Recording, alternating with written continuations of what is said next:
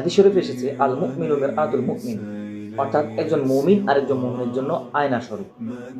একজন মানুষ যেভাবে আয়নার সামনে দাঁড়ালে তার মধ্যে কোনো সৌন্দর্য থাকলে, তার শরীরে হোক, তার কাপড়ে হোক, তার চেহারায় হোক, সেটা সে দেখতে পারে, ঠিক একইভাবে তার মধ্যে যদি কোনো ত্রুটি থাকে, দোষ থাকে, সেটাও সে লক্ষ্য করতে পারে। তার শরীরে তার দৃশ্যমান কোনো ত্রুটি থাকে, তাহলে সে সেটা দেখতে পারে, সেটা লক্ষ্য করতে পারে। ঠিক একইভাবে হাদিসে বলা হয়েছে একজন মুমিন আর একজন মুমিনের জন্য এমন হবে। একজন মুমিনের মাঝে কোনো প্রশংসার বস্তু থাকলে সেটা সে অন্য একজন মুমিনের মাধ্যমে জানতে পারবে, অর্থাৎ অন্য একজন মুমিন তাকে এই তার গুণের প্রতি তাকে উৎসাহিত করবে এবং তাকে এই গুণ কথা জানিয়ে তাকে উৎসাহিত করবে এবং তাকে এই গুণের উপর অটল থাকতে বলবে। আর যদি তার মধ্যে কোনো দোষও থেকে থাকে, অন্য আরেকজন মুমিন তাকে বিনয়ের সঙ্গে, দরদ মাখা কণ্ঠে, নমনীয়তার সঙ্গে তাকে এই ত্রুটি থেকে, দোষ থেকে সাবধান করবে, সতর্ক করবে। অর্থাৎ এই হাদিসের ভাষ্য হলো একজন মুমিন হবে আরেকজন মুমিনের জন্য কল্যাণকামী, হিতাকাঙ্ক্ষী, শুভাকাঙ্ক্ষী।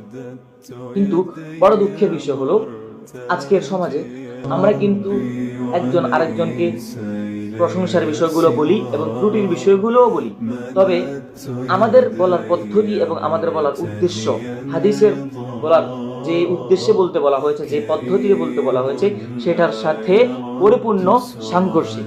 কিভাবে?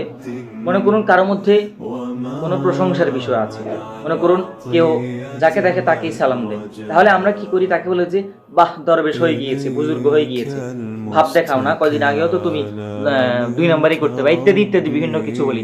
অথবা কেউ হঠাৎ করে নামাজ পড়া শুরু করেছে, তার মধ্যে দিনের বুঝ এসেছে, তখন আমরা তাকে বলি যে দরবেশ হয়ে গিয়েছো, নামাজি হয়ে গিয়েছো, না আমাদেরকে দেখাও, আগেও তো এমন এমন ছিল, ইত্যাদি ইত্যাদি বলি। অর্থাৎ তাকে আমরা এটা ঠাট্টার ছলে বলি, বিদ্রুপের ছলে বলি, তাকে বিদ্রুপ করার জন্য, ঠাট্টা করার জন্য বলি। আমাদের এই ঠাট্টার কারণে, এই বিদ্রুপের কারণে দেখা যায় কেউ ভালো হতে চাইলেও, কেউ কোনো গুণ অর্জন করতে চাইলেও সে এটা থেকে হতাশ হয়ে ফিরে যায় বা এটা সে অর্জন করতে পারে না। আর ঠিক একইভাবে তার মধ্যে কোনো ত্রুটি বা দোষ থাকলেও আমরা তাকে এই ত্রুটি বা দোষ জানাই, কিন্তু আমাদের পদ্ধতি এবং উদ্দেশ্যটা ভিন্ন হয়। যেমন ধরুন কেউ মিথ্যা কথা বলে, তাহলে আমরা তাকে এই মিথ্যা কথাটা তাকে সতর্ক করার জন্য কিংবা সেটা থেকে ফিরে আসার জন্য জানাই না, বরং আমরা তার এই ত্রুটিটাকে তাকে অপমান করার জন্য, লাঞ্ছিত করার জন্য, অপদস্থ করার অস্ত্র হিসেবে ব্যবহার করি। যেমন ধরুন সে কোনো আর 5 জনের সামনে তাকে আমরা মিথ্যুক বলি, এই মিথ্যুক, তুমি কোনো কথা বলো না, কিংবা তাকে আমরা টাকার সময় এভাবে ডাকি, এই মিথ্যুক এদিকে আসো, কিংবা এই বেনামাজি এদিকে আসো।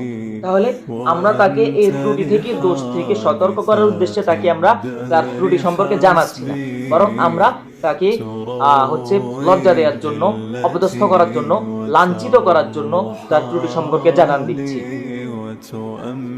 তাহলে কিন্তু দেখা যাচ্ছে যে আমাদের বলার উদ্দেশ্য এবং হাদিসের বলার উদ্দেশ্য পরিপূর্ণ সাংঘর্ষিক। আল্লাহ আমাদেরকে হেফাজত করুন। তো আসুন, হাদিসে যে উদ্দেশ্যে একজন মুমিন আর একজন মুমিনের গুণ বলে দেওয়ার জন্য বলা হয়েছে, কিংবা কোনো দোষ বা ত্রুটি থাকলে সেটা বলে দেওয়ার জন্য বলা হয়েছে, অর্থাৎ হিতাকাঙ্ক্ষী হওয়ার উদ্দেশ্যে, কল্যাণকামিতার উদ্দেশ্যে এবং শুভাকাঙ্ক্ষী হওয়ার উদ্দেশ্যে, আমরা সেই উদ্দেশ্যে একজন মুমিনকে আমরা আমাদের আরেকজন মুমিন ভাইকে তার প্রশংসার বিষয়, গুণের বিষয় সম্পর্কে জানাবো এবং তার কোনো ত্রুটি থাকলে সেই উদ্দেশ্য, সেটা থেকে ফিরিয়ে আনার উদ্দেশ্যে তাকে দরদ মাখা কণ্ঠে আহ্বান করব। আল্লাহ তাআলা আমাদেরকে তাওফিক দান করুন। আসসালামু আলাইকুম।